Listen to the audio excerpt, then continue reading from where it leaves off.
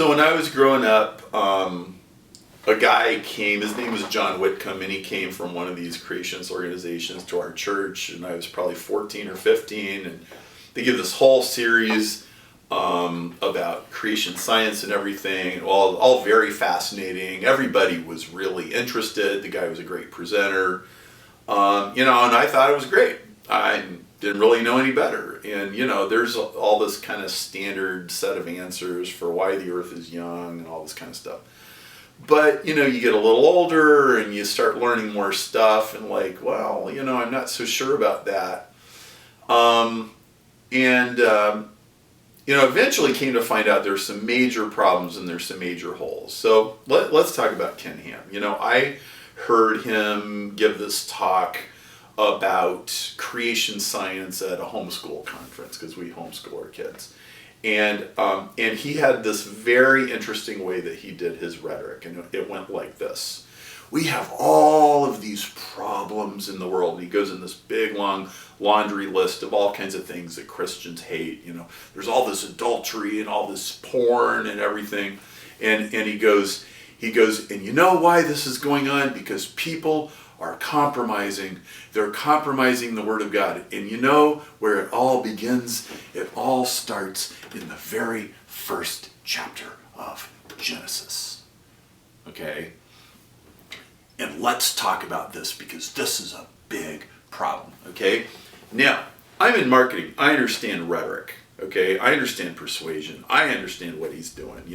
He's setting people up and manipulating them to attach all of their fears to the opposite of his particular soapbox. And since most people haven't really thought about this very hard, and it ties into a whole bunch of their prejudice and their paranoia, he's got them hooked. The hook is already set, okay? And then he goes on to basically say, if we don't take this as literally as possible, and basically, if you don't read this the way I read it, then, you're sliding towards Gomorrah, okay? And that's his argument.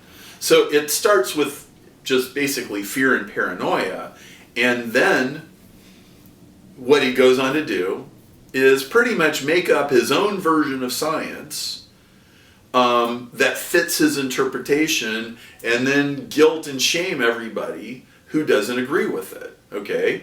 And if you're behind the scenes in the Christian world, there's actually quite a bit of political muckraking and intimidation and bullying and stuff that goes on. And this is the way these guys operate, okay?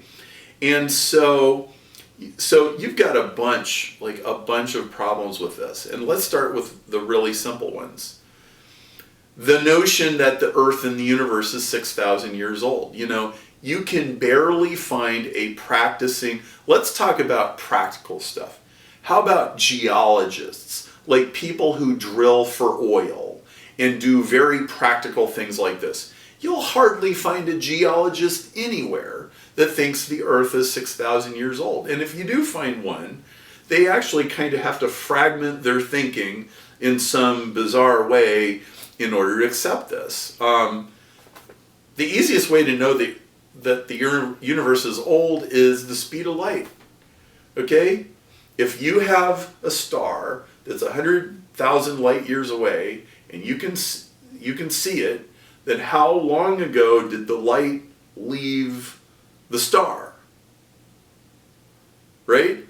Well, if you have any other answer besides, well, that star must have been there 100,000 years ago or 100 million years ago, if you have any other answer than that, you have major problems. Oh, the universe was made with a detailed history to look much older than it is. What, did God do this to fool people? I mean, I've met people who think that God buried the fossils to make it look old. I mean, you get all this crazy stuff, okay? And it's all just this obsessive resistance to millions of years in evolution. And I mean, there are major problems with this stuff. And frankly, anybody that teaches their children Young Earth Creationism is setting them up to go to college and find out. It's like teaching your kids about Santa Claus. And like really seriously. Now, I never taught my kids about Santa Claus. From the word go, Santa Claus was always a fictitious character, okay? Like, I don't tell them stuff that they're later going to find out is untrue, okay? You know, and what happens to a lot of people, a lot of atheists, their story is the rose-colored glasses shattered. And I suddenly realized the earth is not 6,000 years old, that there's lots of evidence for evolution. So what else aren't they telling me? What else is not true? And they throw away the whole faith thing, when in fact, with some fairly minor adjustments, interpretation, there's no problem between the Genesis story and the modern scientific story that we have now. And actually, the modern scientific story can tell us a lot about what we should and shouldn't be looking for in Genesis. And so I think Ken Ham has done tremendous, almost incalculable damage to the credibility of Christianity. Okay? Serious damage. Okay? And I say this having studied this stuff very carefully. And essentially, it's just paranoid fundamentalism. It's like, if we don't cling to this particular interpretation, the whole thing's going to unravel. You know what? You can't. I mean, that's old wineskins. It's like Exhibit A. You know what? As we learn more about the world, we need to adjust our interpretations. We are never going to get done adjusting our interpretations of the Bible, twisting the Rubik's Cube, trying to understand what it says. And you know, Christianity is not going to fall apart just because somebody believes the earth or the universe is old.